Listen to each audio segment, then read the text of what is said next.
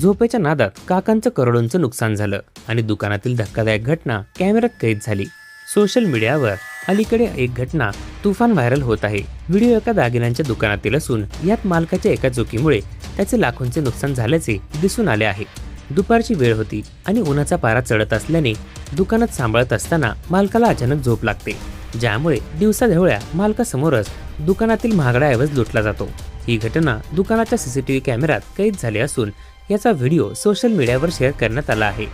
Viral व्हिडिओत केलेल्या दाव्यानुसार दुकान मालक झोपेत असताना चोराने या सुवर्ण संधीचा फायदा घेतला आणि तब्बल 5 किलो सोने आणि 12 किलोची चांदी लंपास केली।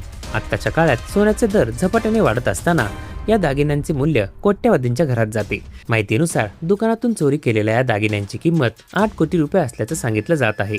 तथापि याची पुष्टी अद्याप झालेली नाही। व्हिडिओमध्ये आपण पाहू शकतो, यात दिसते की मालक पाय पसरून निवांत झोपत असताना एक वाटसरू दुकानातील काचेच्या पेटीत अलगद हात घालतो आणि तिथून एक बॅग हळूच काढून घेतो।